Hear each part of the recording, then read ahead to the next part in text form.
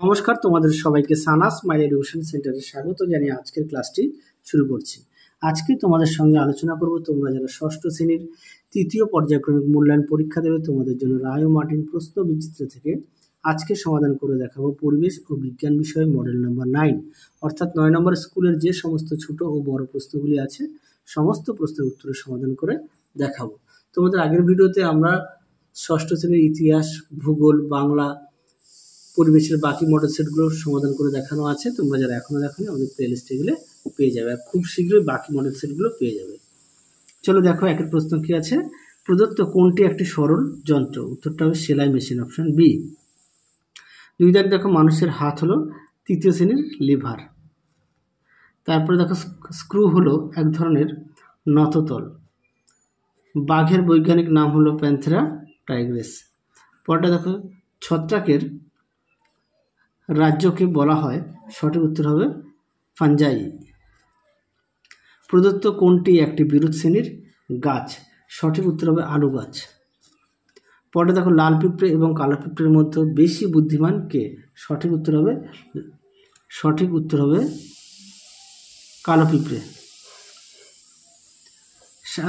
তারপরে দেখো 8 দাগের, গাছের কাঠে উপস্থিতি সেলুলোজ কোন প্রাণীর খাদ্য? এটা হচ্ছে উইপোকা, অপশন বি। পরবর্তী দেখো, ম্যালেরিয়ার জীবাণু ছড়ায় কোন প্রকারের মশা? সঠিক উত্তর হবে অ্যানোফিলিস। পরবর্তী দেখো, প্রদত্ত কোনটি একটি জৈব অভঙ্গুর বজ্র পদার্থ? সঠিক উত্তর হবে পচা সবজি। পরবর্তী দেখো, দোকান থেকে প্লাস্টিকের ব্যাগ নিতে অস্বীকার করা একটি ফোরার পদ্ধতি কোন দিকটিকে তুলে ধরে? সঠিক উত্তর হবে অপশন ডি, রিফিউজ। পরবর্তী দেখো 12 দাগে কি আছে। চাষের জমি থেকে পাওয়া যায় এমন একটি বজ্র পদার্থ, সঠিক উত্তর হবে ডিডিটি। প্রদত্ত কোনটি ধাতু নয়? সঠিক উত্তর হবে গন্ধক, অপশন সি। পরটা দেখো, পটাশিয়ামের ল্যাটিন নাম হলো, সঠিক উত্তর হবে ক্যালিয়াম, অপশন এ। তারপরে দেখো, হিলিয়ামের মৌলের পারমাণবিকতা হলো, সঠিক উত্তর হবে 1। পরবর্তী দেখো, পাইয়ের মান হলো, উত্তর হবে অপশন সি, 3.14। পরবর্তী প্রশ্ন দেখো, 17 দাগের, যে যন্ত্রের সাহায্যে উদ্ভিদ বৃদ্ধির পরিমাপ করা হয়, এটা উত্তর হবে অক্সানোমিটার, অপশন বি। তারপরে দেখো, 1 ঘন্টা 45 মিনিটের সমান হলো, সঠিক উত্তর হবে 1 ঘন্টা 5 মিনিট, অপশন বি। পরবর্তী দেখো, এসআইতে বল লেখক কি? উত্তরটা হবে নিউটন, অপশন বি। পরবর্তী দেখো 20 দাগের প্রশ্ন, উত্তরটা হবে যান্ত্রিক শক্তি। তারপরে দেখো 21 দাগ কি বলেছে, উদ্ভিদ তার দেহ যে খাদ্য তৈরি করে সেই খাদ্যের শক্তির উৎস হলো, সঠিক উত্তর হবে সৌর শক্তি, অপশন এ। পরবর্তী দেখো 2 দাগের কি আছে, 2 দাগের আছে শূন্যস্থান পূরণ করো। দেখে নাও প্রশ্নের উত্তরগুলো এক এক করে তোমাদের সমাধান করি। 1 দাগ আছে, চক্র হলো একটি শক্তপোক্ত চাকা। 2 দাগ দেখো, নততলে খাড়ায় যত কম হবে তত নততলের সুবিধা বেশি হবে।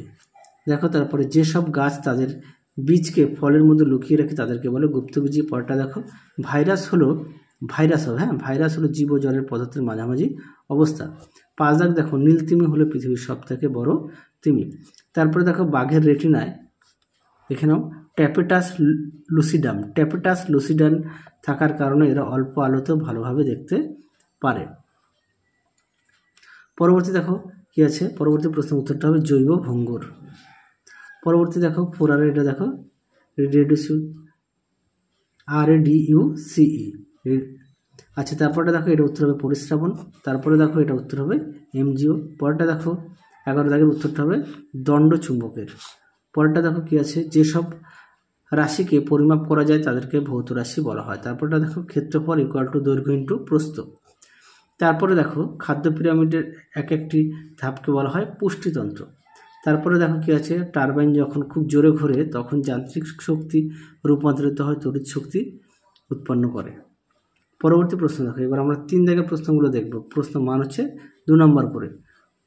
প্রথমে কি আছে, তোমার হাত একটি তৃতীয় শ্রেণীর লিভার, চিত্রসহ আলম্ব চিহ্নিত করো। দেখো উত্তরটি দেখে নাও। তৃতীয় শ্রেণীর লিভারের দেখো, এটা হচ্ছে বিফর, বাধা বা ভার, তারপর আছে বল, তারপরে আছে আলম্ব। তোমরা তোমাদের পাঠ্যবই থেকেও দেখে নিতে পারো। 2 দাগ দেখো, মাশরুম কোথায় দেখতে পাওয়া যায়? উত্তরটা হবে পচা খড়ের গাদায়। 3 দাগ দেখো, একটি মেরুদণ্ডী ও অমেরুদণ্ডী প্রাণীর নাম লেখো। মেরুদণ্ডী প্রাণীর নাম হচ্ছে মানুষ, আর অমেরুদণ্ডী প্রাণীর নাম লিখবে কেঁচো। 5 দাগ দেখো, কেঁচো কেন্ন, হ্যাঁ। 2টি পরিযায়ী পাখির নাম লেখো। উত্তরটা বুনোহাঁস, খঞ্জনা ও কাজল। 5 দাগ দেখো, কারখানা থেকে পরিবেশে মিশে একটি এরকম 2টি বজ্র পদার্থের নাম। উত্তরটা হবে রাসায়নিক, তরল আর ছাই। 6 দাগ দেখো কি আছে, লোহার সঙ্গে ক্রোমিয়াম মিশে যে মিশ্র ধাতু পাওয়া যায় সেটির সঙ্গে লোহার ধর্মের সবচেয়ে উল্লেখযোগ্য পার্থক্য কি? তোমরা উত্তরটা লিখবে দেখো, স্টেনলেস স্টিল তাতে মরচে পড়ে না। ঠিক আছে, পরেরটা দেখো 7 দাগের প্রশ্ন উত্তরটা তোমরা 76 মানে পাঠ্য বইতে তোমরা পেয়ে যাবে 76 পেজে। পরেরটা দেখো, 2টি স্পর্শহীন বলের উদাহরণ দাও। একটা হচ্ছে চৌম্বক বল, একটা হচ্ছে অভিকর্ষ। পরবর্তী প্রশ্ন দেখো 1 দাগের কি আছে, 1 দাগের প্রশ্নটা দেখে নাও, উত্তর দেখাই। দেখে নাও যন্ত্রের পরিচর্যা। প্রশ্নটা অনেক মডেল সেটে দেওয়া আছে। পরবর্তী দেখো, বন্ধনীতে সঠিক উত্তরটি। ছোলা হলো একটি সপুষ্পক উদ্ভিদ। 2 দাগ হচ্ছে জল রেশম একটি শ্যাওলা। সি হচ্ছে পাইন একটি গুপ্তবীজী। 3 দাগ দেখো, মৌচাক তৈরিতে রানী মৌমাছি এবং শ্রমিক মৌমাছির ভূমিকা কী? দেখো উত্তরটি দেখে নাও, তোমরা এর মধ্যে সম্পূর্ণ পেয়ে যাবে। হ্যাঁ,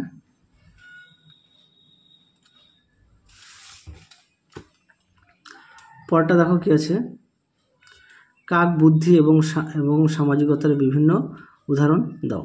এটা তোমরা পেজ নাম্বার দেওয়া আছে, একটু দেখে নিও। 5 দাগ দেখো, 3টি বজ্র পদার্থের নাম লেখো যেগুলো তুমি পুনরায় কোনো গঠনমূলক কাজে ব্যবহার করতে পারো। একটা হচ্ছে কাঁচের টুকরো, প্লাস্টিক আর লোহার টুকরো।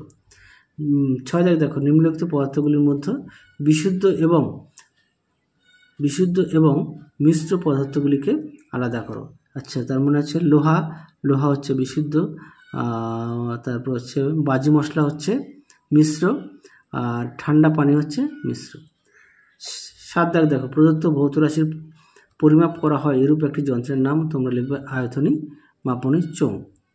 ঠিক আছে, আচ্ছা যন্ত্রের নাম লেখো। তার মানে আয়তন কি হয়, আয়তন হচ্ছে আয়তনী মাপনী চোঙ, আর সময় হচ্ছে ঘড়ি, আর ভর হচ্ছে তুলা যন্ত্র। এখানে দেওয়া আছে, আমি সেটা খেয়াল করিনি।